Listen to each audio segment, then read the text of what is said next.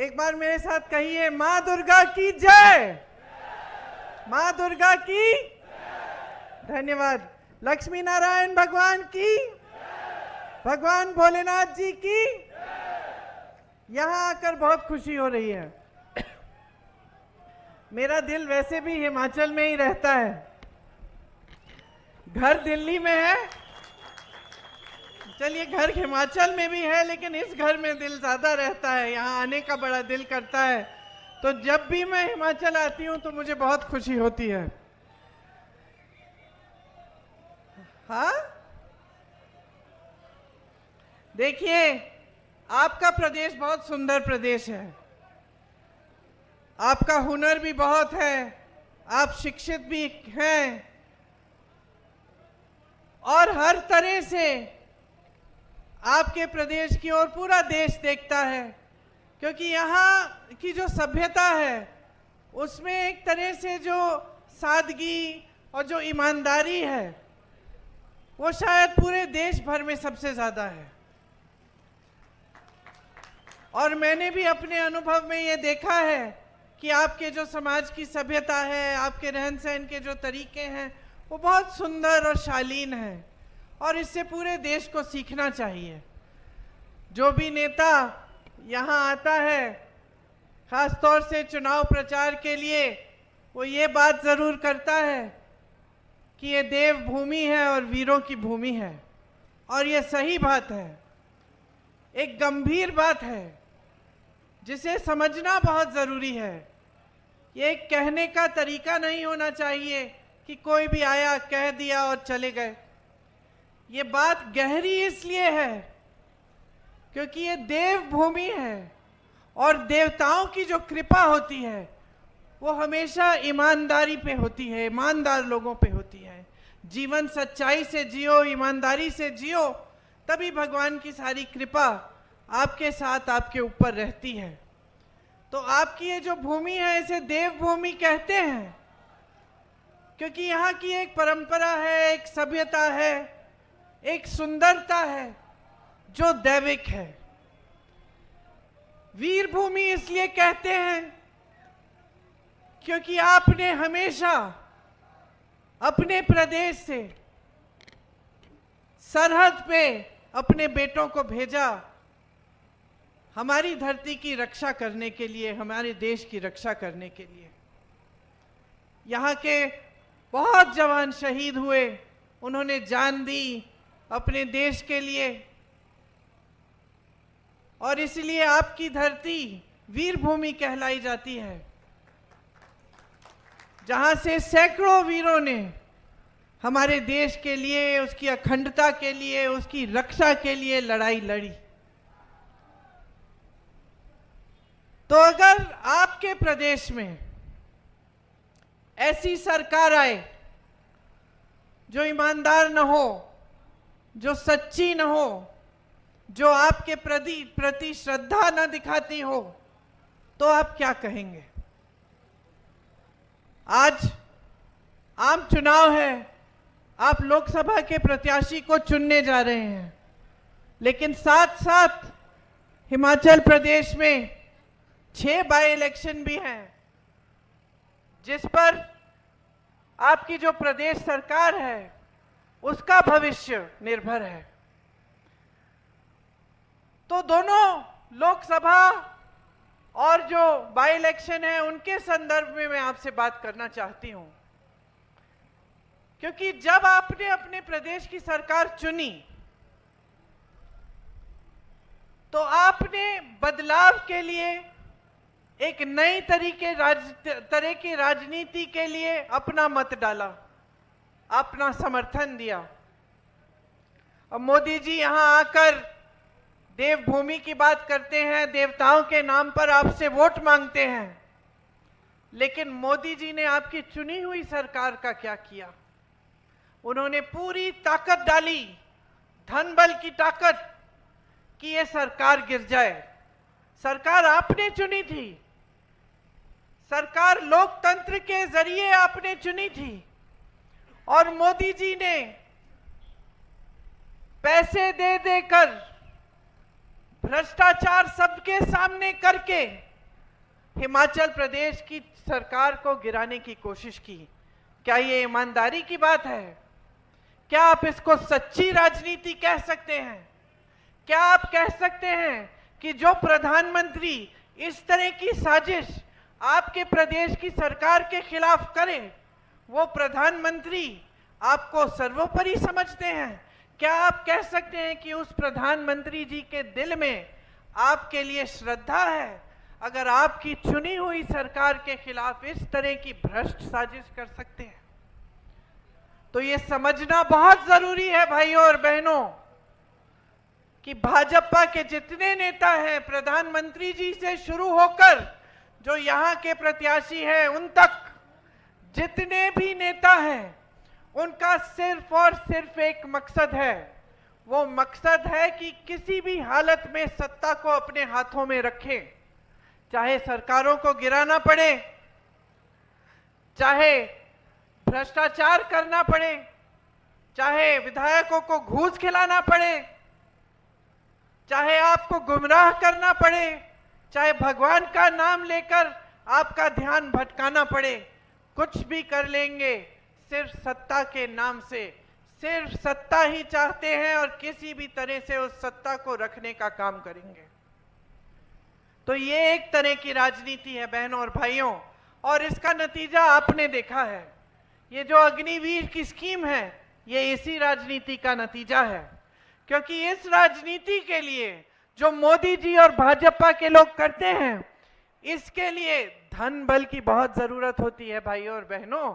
बगैर धन बल के ऐसी राजनीति नहीं चल सकती, क्योंकि धन बल से ही खरीदना है विधायकों को, धन बल से ही ये मीडिया वाले जितने भी टीवी के चैनल हैं इनको चलाना है। तो धन बल की जरूरत होती है, और ये धन बल आता कहां से है? बड़े बड़े खरबपतियों से आता है। और जितनी भी नीतियां बन रही हैं आज पिछले 10 सालों से इस देश में बनी हैं मोदी जी की सरकार में, वो सिर्फ बड़े बड़े खरबपतियों के लिए बनी है। इसीलिए अग्निवीर जैसी स्कीम आती है, जिसमें जो सेना में भर्ती होता है वो 4 सालों बाद वापस आ जाता है अपने घर और फिर से बेरोजगार बनता है, ताकि डिफेंस में भी बड़े बड़े खरबपतियों का हाथ हो। इसीलिए जब ओपीएस जैसी जो पुराना पेंशन है, जब ओपीएस की बात होती है तो मोदी जी की सरकार कहती है कि पैसे नहीं हैं, लेकिन जब बड़े बड़े खरबपतियों के कर्ज माफ करने होते हैं तो अचानक 16 लाख करोड़ रुपए जनता के पैसे जनता के बैंकों से, सरकारी बैंकों से उपलब्ध हो जाते हैं। लेकिन पुराने पेंशन के लिए कहते हैं कि पैसे नहीं हैं। ये भी उसी राजनीति का नतीजा है जो सिर्फ सत्ता के लिए चलती है और सिर्फ बड़े बड़े खरबपतियों के लिए चलती है। आज हिमाचल के सेब के किसानों का हाल देखिए। तमाम कोल्ड स्टोरेज बड़े बड़े खरबपतियों को दे रखे हैं। तो जहां जहां सेब उगता है और कोल्ड स्टोरेज की जरूरत होती है, तो सेब का दाम कौन तय करता है? अडानी जी तय करते हैं, बड़े बड़े खरबपति तय करते हैं। तो सेब कब बिकेगा, कितने पे बिकेगा, आज वो तय करते हैं। आपको अपनी उपज का सही दाम नहीं मिलेगा, क्योंकि बड़े बड़े खरबपतियों के लिए ये भी नीतियां बन रही हैं। तो देखा जाए तो जितनी भी इनकी नीतियां हैं वो सब सिर्फ बड़े बड़े खरबपतियों के लिए हैं। और जनता महंगाई से जूझ रही है, किसान जूझ रहा है, मिडिल क्लास जूझ रहा है। यहाँ तमाम शिक्षित नौजवान हैं, लेकिन पूरे देश भर में इतनी बेरोजगारी बढ़ गई है कि जितने भी शिक्षित हों, रोजगार मिलने का नामो निशान नहीं है। माता पिता चाहे जितने भी गरीब हों, जितने भी दूर दराज इलाके के हों, सब अपने बच्चों को आजकल शिक्षित करते हैं। सबसे पहला परिवार का मकसद यही होता है, बच्चा शिक्षित होगा, अच्छी नौकरी मिलेगी, अपने पैरों पे खड़ा हो जाएगा। लेकिन आज मोदी जी की देन है कि 10 सालों में जो बेरोजगारी बढ़ गई है वो 45 सालों में नहीं रही। 70 करोड़ नौजवान आज बेरोजगार हैं। 30 लाख सरकारी पद खाली पड़े हुए हैं। जिस तरफ आप देखिए उस तरफ इन्होंने संकट बढ़ा दी है, मुश्किलें बढ़ाई हैं, परेशानियां बढ़ाई हैं। हमने ओआरओपी की बात की, कांग्रेस इसे लाई, इन्होंने क्या किया? हम कहते थे 1 रैंक 1 पेंशन, ये कहते हैं 1 रैंक और तमाम अलग अलग पेंशन। आज अगर अग्निवीर शहीद हो जाते हैं तो उनको शहीदों का पेंशन भी नहीं मिलेगा। इन्होंने शहीदों में भी फर्क कर दिया है कि एक तरह का शहीद और एक दूसरे तरह का शहीद। ये कैसी बातें हैं भाइयों और बहनों? आपको समझना पड़ेगा कि किस तरह से ये सरकार चला रहे हैं। आज सेना में भर्ती होते हैं, चोट लग जाती है, उस वजह से डिसेबिलिटी हो जाती है, डिसेबिलिटी का पेंशन भी इन्होंने खत्म कर दिया है। तो अलग अलग पेंशन भी बना दिए हैं। हर तरफ आपकी मदद करने के बजाय, आपका समर्थन करने के बजाय, आपको मजबूत करने के बजाय आपको कमजोर किया जा रहा है। मोदी जी यहां आते हैं, मानिए कि पर्यटक की तरह भ्रमण करने आ रहे हैं, अपना कैमरा निकालते हैं और कैमरे से मोदी जी फोटो खींच रहे हैं और मोदी जी की कोई और फोटो खींच के पूरा वायरल कर रहे हैं कि देखिए मोदी जी पहाड़ पे खड़े होकर कैमरे से फोटो खींच रहे हैं। आपको मालूम है उन्होंने अपना पोस्ट डाला कैमरे से फोटो खींचते हुए, पीछे गाना क्या बज रहा था उन्हीं के पोस्ट में? किसने सुना? चंबा कितनी दूर। बिल्कुल सही गाना था, क्योंकि मोदी जी कट गए हैं पूरी जनता से, और चंबा की जनता से तो पूरी तरह से कटे हुए हैं। उन्हें आपके संघर्षों के बारे में कुछ नहीं मालूम। आप कैसे जीते हैं, कैसे महंगाई का सामना करते हैं, कैसे बेरोजगारी का सामना करते हैं, उन्हें कुछ नहीं मालूम। आपके क्या हुनर है उन्हें यह भी नहीं मालूम। और आज जो परिस्थितियां उन्होंने देश में बनाई हैं, तो भाइयों और बहनों कोई बताएगा भी नहीं उन्हें। सब डरते हैं, उनके अधिकारी उनसे, उनके साथी डरते हैं, उनके मंत्री डरते हैं। जनता के बीच तो वो आते ही नहीं, कभी किसी किसान से नहीं पूछते कि आपकी क्या हालात हैं, कैसे जी रहे हो। कभी आकर किसी आपदा में भी एक बार पूछते नहीं हैं। यहाँ कितनी बड़ी आपदा हुई, मोदी जी कहते हैं कि ये उनका परिवार है, हिमाचल उनका दूसरा घर है। आए क्या आपदा के समय? एक बार आपको मुंह नहीं दिखाया। आपदा के समय आने की बात छोड़िए, एक पैसा राशि, एक पैसा नहीं भेजा इन्होंने केंद्र से। इतनी भी राशि नहीं भेजी कि जहां जहां आपदा हुई थी वहां मदद हो जाए। हमारी सरकार ने जितनी स्कीमें आपके लिए बनाई थी वो लगभग उस समय हमें रोकनी पड़ी, क्योंकि सरकार के सारे पैसे, सारी संपत्ति हमने आपकी जो आपदा में जो मुश्किलें हुई उनको आपको सहूलियत पहुंचाने के लिए, आपको राहत देने के लिए डाली। आपने खुद देखा कि सरकार के एक एक मंत्री, मुख्यमंत्री जी और सारे मंत्री नीचे आ गए, जमीन पे आए। कोई कहीं पे मदद कर रहा था, कुछ लोग फंसे हुए थे तो कोई किसी के घर जाकर देख रहा था कि नुकसान को कैसे हम कैसे राहत पहुंचा पाएं। जहां जहां दुख था वो पहुंचे। और मैं ये नहीं कह रही हूं भाई और बहनों कि ये कोई बड़ी बात है, यही नेताओं का कर्तव्य होता है। आपदा के समय अगर आपके पास आए तो यही कर्तव्य होता है। यही हमारी कांग्रेस पार्टी की बहुत पुरानी परंपरा है।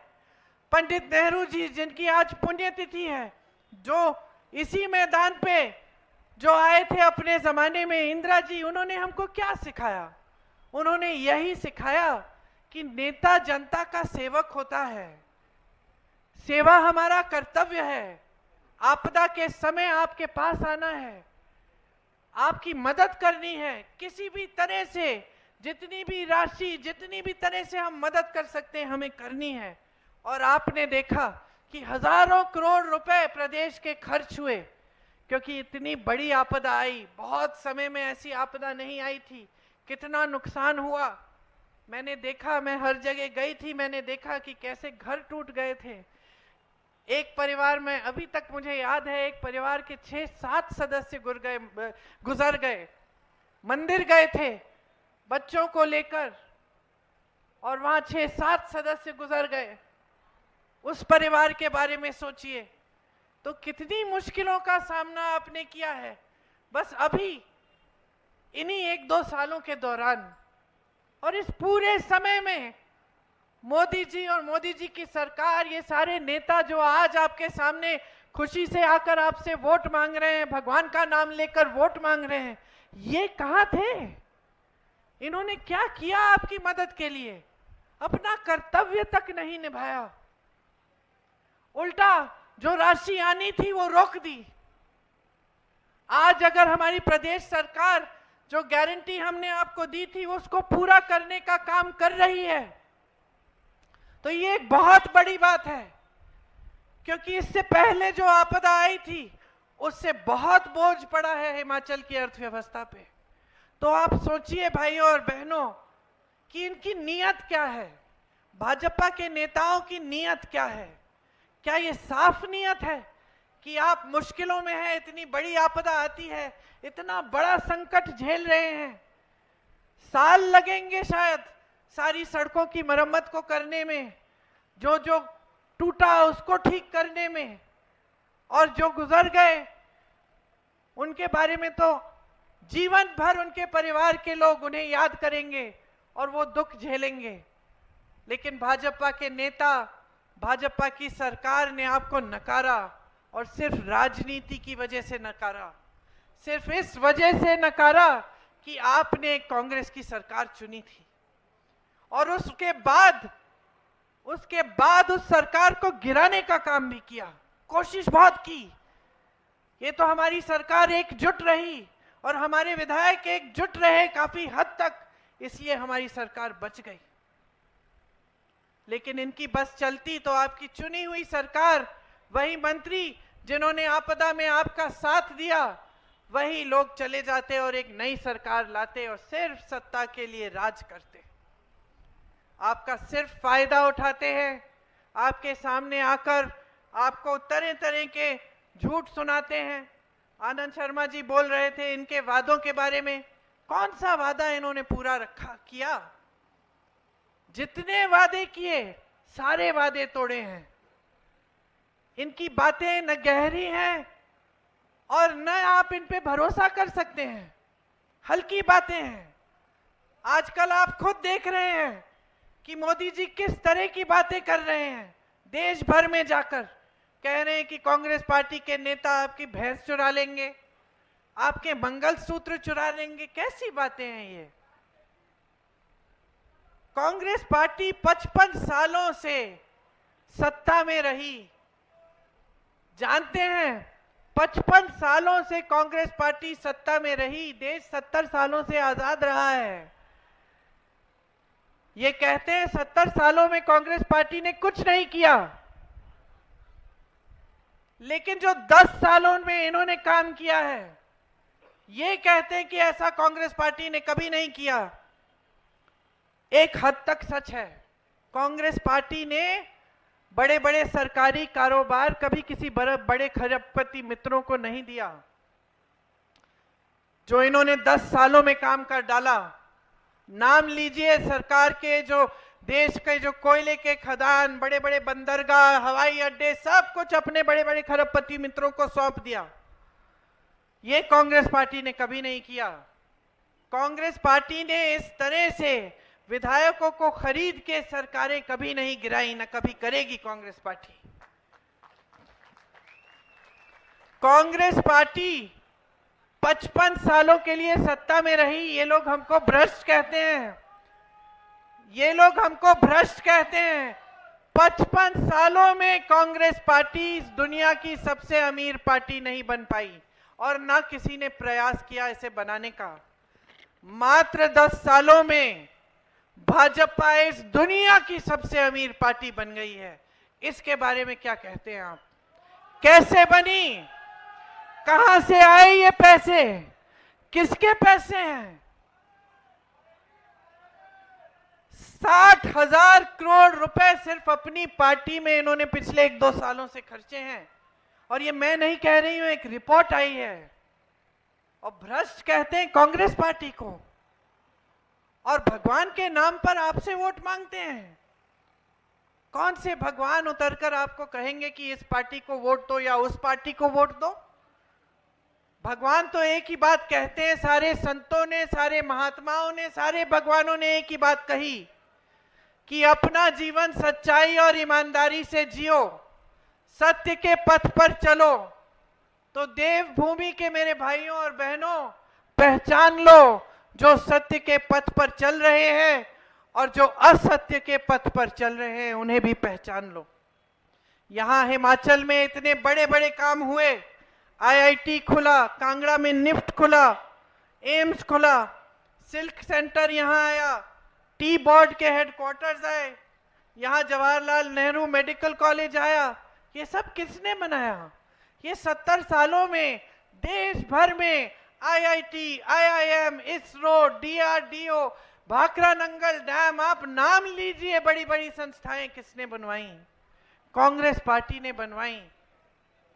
भाजपा के नेता आके एक बार एक संस्था का नाम ले लें जो उन्होंने बनाई।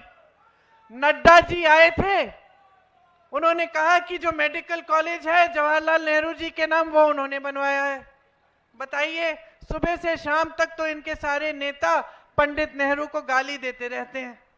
मेडिकल कॉलेज बनाया कांग्रेस पार्टी में ने, और ये कह रहे हैं, श्रेय लेना चाहते हैं, कह रहे हैं कि इन्होंने बनाया, क्योंकि इनके नाम एक चीज नहीं है। एक आईआईटी, एक एम्स, एक बड़ी सड़क, एक बड़ी संस्था, एक चीज नहीं आपको कहने के लिए। सिर्फ ये कह सकते हैं कि हाँ, जो भी कांग्रेस ने बनाया था हमने अपने बड़े बड़े खरबपति दोस्तों को दे दिया। आपके सामने चुनाव के समय आते हैं तो आपके काम की बात तक नहीं करते। बेरोजगारी शब्द आप उनके मुंह से निकलते हुए कभी नहीं सुनेंगे, महंगाई शब्द कभी नहीं सुनेंगे। कांग्रेस पार्टी इस बार देश भर में कुछ स्कीम लागू करना चाहती है। आपको याद होगा कि जब यहां चुनाव हुए थे तो हमने कहा था कि हर गरीब परिवार में जो सबसे बड़ी महिला है उनके खाते में हम 1500 रुपए डलवाएंगे।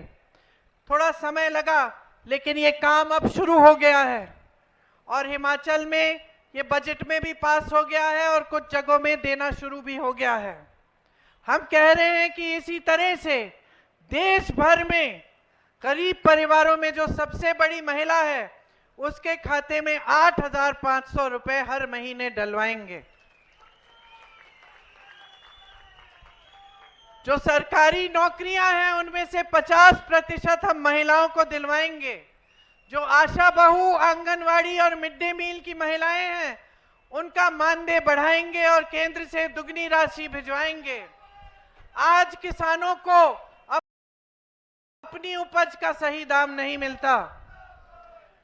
हम एक कानून लाएंगे जिससे आपको ये जो एमएसपी है, न्यूनतम समर्थन मूल्य, ये कानूनी तौर पर मिलना पड़ेगा।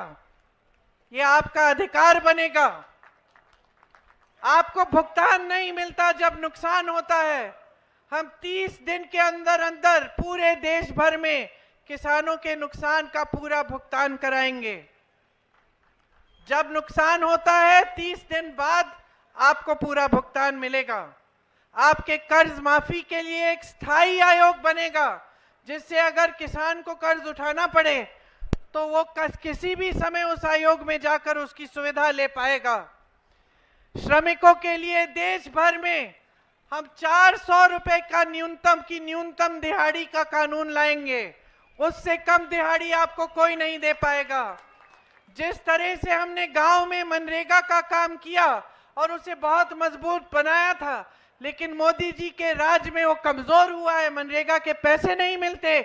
हम फिर से मनरेगा को मजबूत बनाएंगे और शहरों में भी हम शहरी मनरेगा लागू करेंगे ताकि शहरों में भी आपको 100 दिन के रोजगार की गारंटी मिले।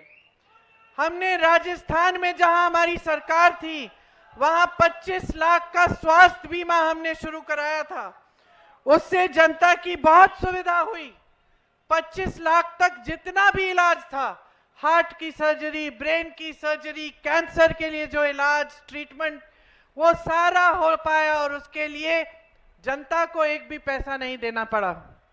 मैं ऐसे लोगों से मिली जिनका पूरा ट्रीटमेंट हो गया था और उन्होंने कहा कि दीदी सिर्फ मुझे पहचान पत्र बनाने के लिए पैसे देने पड़े।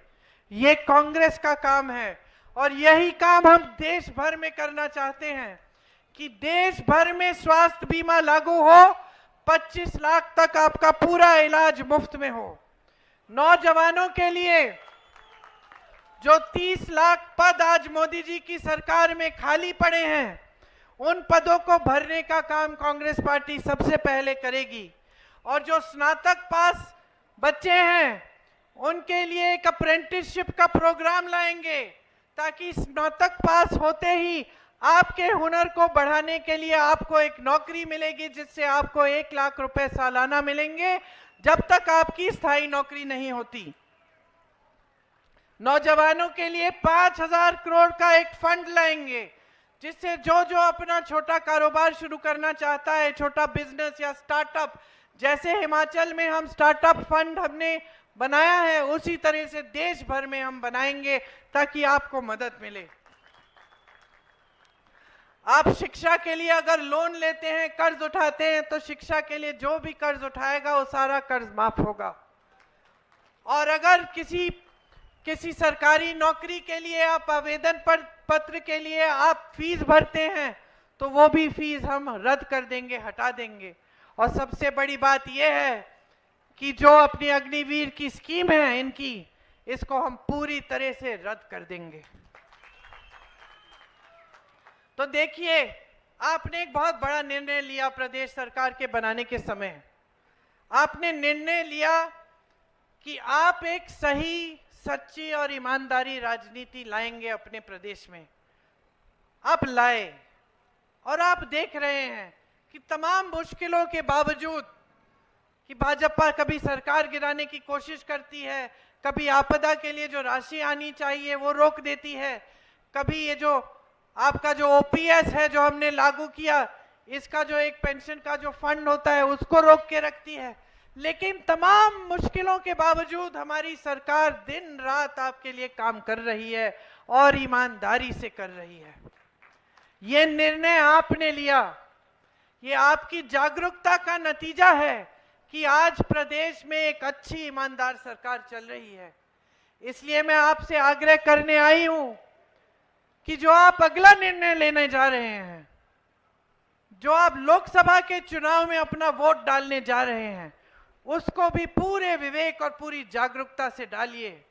कांग्रेस पार्टी के प्रत्याशी आनंद शर्मा जी ने अपने कार्यकाल में बहुत किया हिमाचल के लिए। ये जो मैं गिन रही थी, एम्स, आईआईटी, ये सब, इनमें से तमाम ऐसी संस्थाएं हैं जो इनके कार्यकाल में ही यहाँ पे आई। इनको आगे बढ़ाइए, कांग्रेस का प्रत्याशी चुनिए, कांग्रेस की भारी बहुमत से केंद्र में सरकार लाइए, ताकि ये सारी जो केंद्र की तरफ से गारंटी हैं, इनको भी पूरा करने का काम हम शुरू कर पाएं और आपके जीवन में हम सुविधा लाएं, आपको मजबूत बनाएं। धन्यवाद। जय हिंद।